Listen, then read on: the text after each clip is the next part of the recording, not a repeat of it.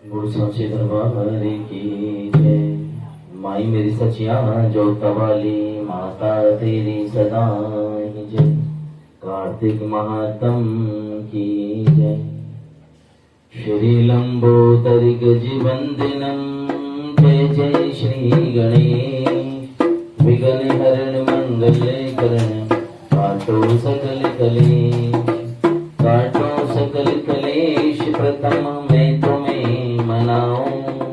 पान फूल में शान सभी समान चढ़ाऊं। दो विद्या का दान, ज्ञान अज्ञान कहाऊं। रखना मेरा मान, चरणों में माथ में नवाऊं।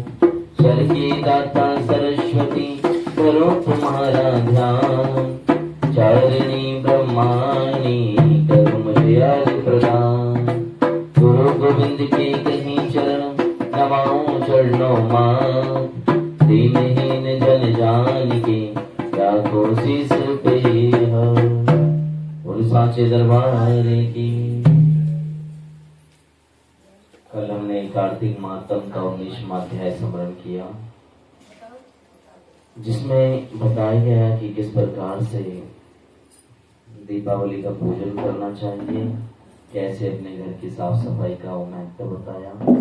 20वें अध्याय में 21 और 22वें अध्याय में हमने दीपावली, भैया दूज, गोवर्धन और भैया दूज का स्मरण किया।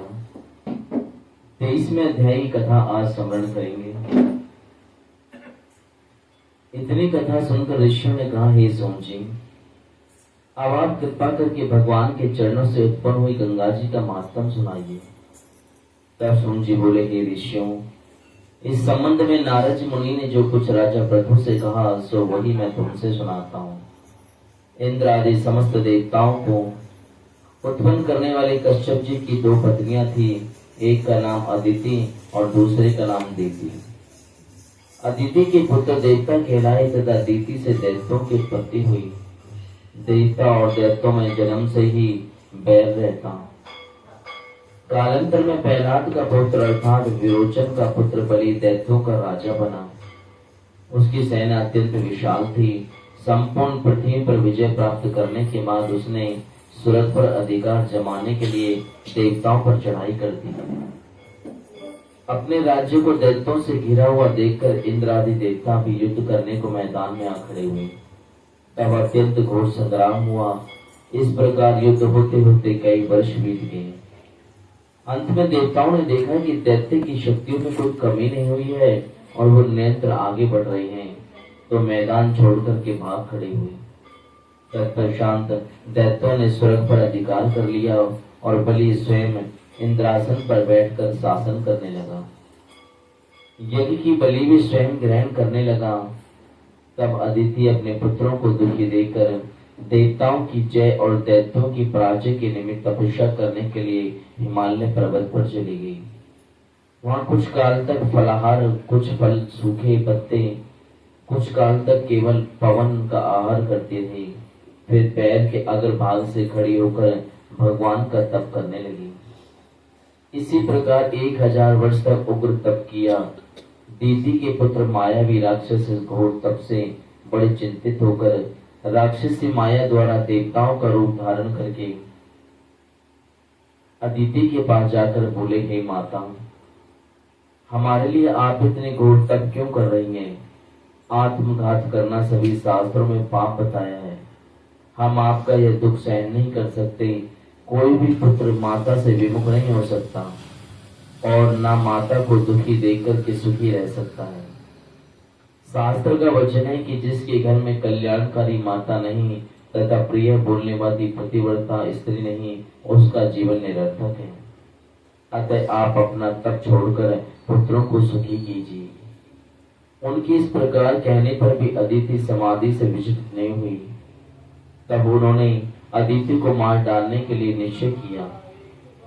इस कुकर्म के लिए उन्होंने उस वन में आग लगा दी जिससे अदिति तप कर रही थी। जिस वन के अंदर अदिति तप कर रही थी, जब उसमें चारों तरफ अग्नि लग गई, लेकिन भगवत कृपा से उस अग्नि द्वारा अदिति को ना तो किसी प्रकार की हानि पहुंची और ना किसी प्रकार का उनको पता ही चला। क्योंकि भगवान का सुदर्शन चक्र उनकी रक्षा कर रहा था, जिसके विपरीत दैत्य स्वयं इस अग्नि में जलकर के भस्म हो गई। इति श्री कार्तिक महात्म 23वां अध्याय। श्री नारायणाय नमः। श्रीमन्नारायण नारायण नारायण श्रीमन्नारायण भगवान नारायण नारायण नारायण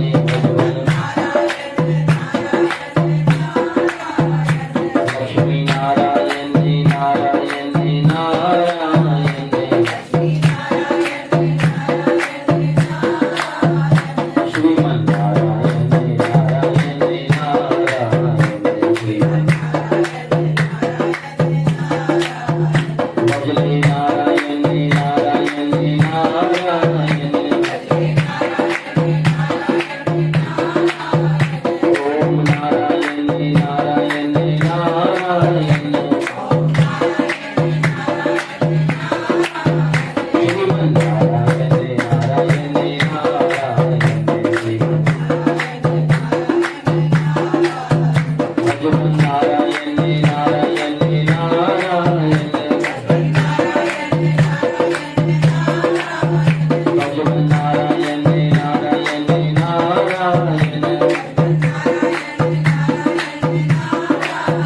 श्रीमन नारायण नारायण नारायण श्रीमन